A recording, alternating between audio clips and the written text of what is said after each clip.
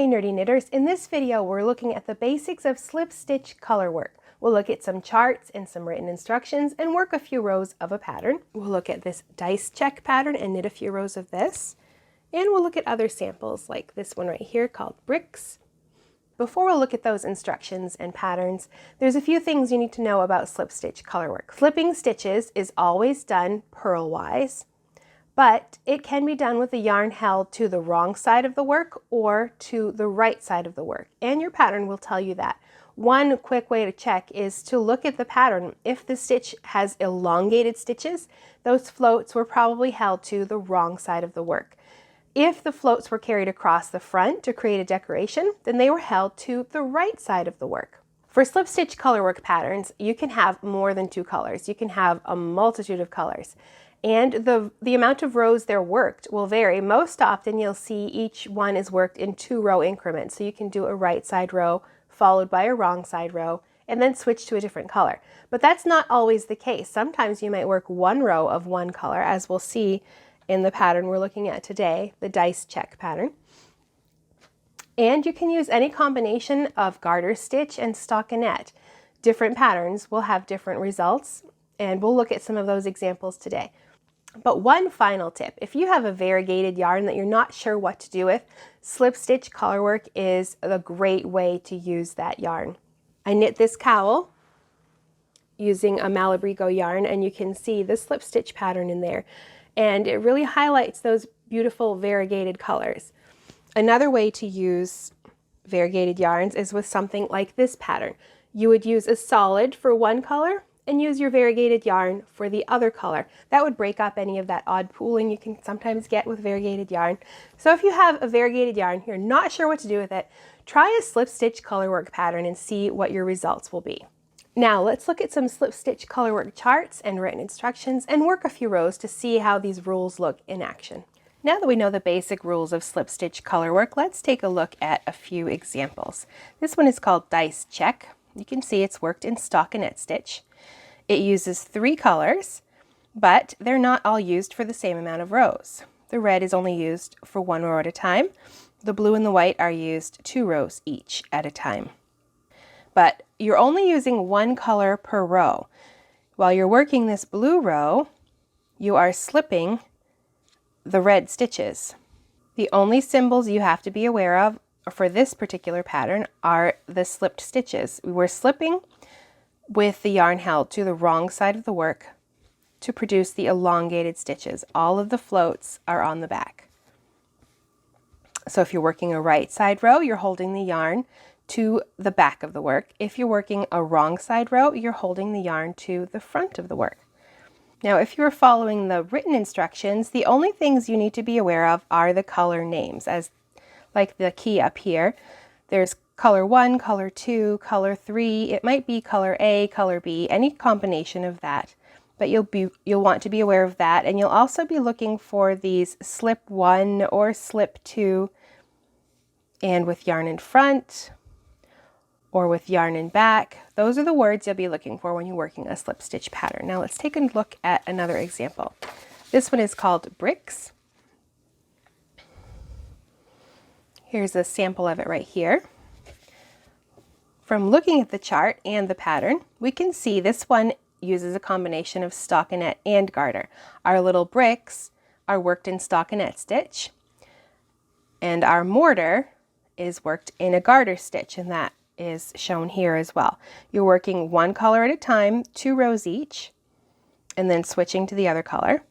Our darker color, the blue here, is our garter stitch, and then there's our bricks where we're slipping some stitches. So it's very simple, 2 colors, 2 rows each, using 1 color at a time, slipping the other color, working some stockinette and some garter, so you do have to be aware of where you are in your pattern. And like the other one, the written instructions, you have to be aware of what color you're using and the stitches you're slipping and where the yarn is held while you're slipping the stitches. Let's look at one more example. This one's called broken plaid. And again, we have alternating rows of color. This time we have 3 colors. We have some stockinette, and we also have some garter. You can see that in the background here. There's the stockinette background, and then the colors in the front use garter ridges. And then we have some elongated stitches. That's really only the extra thing added to this pattern to make it a little different from the other ones. But even that, you're only using one color at a time, 2 rows each, slipping some stitches, being aware of where you're holding the yarn. This pattern as well, the floats are always carried to the back to create the elongated stitches in the front. Now before we work a few rows of a slip stitch colorwork pattern, I just wanted to pop back in here and say I believe you can be a confident knitter, but it comes with understanding what's happening on your knitting needles. And with slip stitch colorwork, that involves understanding the basic rules, how to slip stitches, where the yarn is held, how to work more than one color together. I believe you can do it. If you agree, give this video a thumbs up. And if you like to get nerdy with your knitting, be sure to subscribe. Now let's work a few rows of a slip stitch colorwork pattern and see this in action. Now let's work a few rows of our dice check pattern. I have just finished working row 4 right here. Now you'll notice in this pattern, we're only working 1 row of the red down here. That's a wrong side row, and that gets us set up to start the blue and work 2 rows of blue, finishing after working a wrong side row. Then we take that red again, we're working 1 row, and then we're starting with our white on a wrong side row. What this means is that we can always carry our blue up this side and our white up this side of our work without having to cut anything. It's kind of a neat trick. So I'm on row 5. Now to switch colors to keep things even and neat, I always drop the old color to the front and pick up the new color in behind when I'm working on the right side. So I reverse that on this side so it maintains the same look. I'll drop it to the back in this case and pick up the white. All right, so I'm working in stockinette, so I know I'm purling across, purling 2, slipping 2, and then repeating that across the row to the last 2 stitches where I'm just purling 2. You want to be loose on that first one. I'm using bulky yarn, so you can see this, but keep that first one loose so the yarn being carried up the side isn't really tight and puckering the edge. So knit 2. For slipping in a slip stitch pattern, we always slip purlwise. We insert as if we're going to purl and just slip the stitch. And in this pattern, we know our yarn is held to the wrong side of the work. So if I'm working a wrong side row, I'm holding it to the front. That keeps the float along the back of the work. I slip 2, now I purl 2. Slip 2.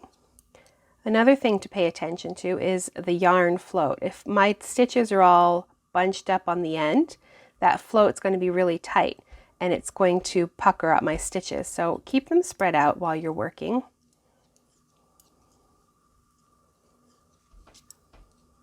Slip 2, knit 2, or purl 2.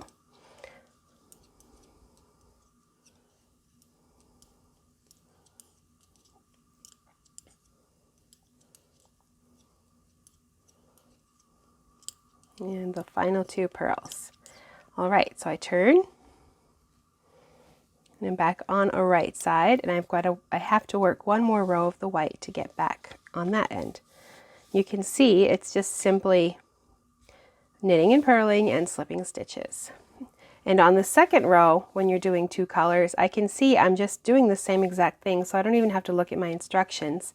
If I've worked it correctly, I can see my white is lining up with the rest of my pattern under here.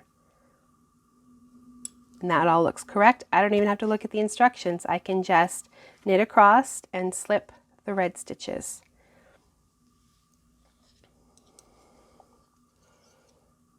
But this time, the yarn is held to the back of the work while I slip those stitches. That's the only thing to pay attention to. You're slipping purlwise, and you have to pay attention to where the yarn is held while the stitches are being slipped. If it's held to the front or if it's held to the back.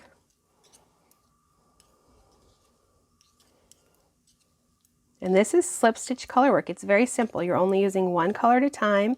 This one's can feel a bit confusing because I've got 3 colors attached to my little swatch here. So I finished that, and I would start with my red. I would drop that and bring this up. So as you can see, slip stitch color work does not have to be difficult or confusing. You just have to pay attention to your 2 rules. You're always slipping purlwise, and the one thing you have to really pay attention to is where the yarn is held. If the yarn is held to the front or to the back, whether it's used decoratively across the front, those floats, or whether they need to be to the back to elongate the stitches. If you want to get a free copy of this pattern, just check out the link down below and follow the instructions on the page, or just Google Tanya Knits Resource Library and follow the instructions.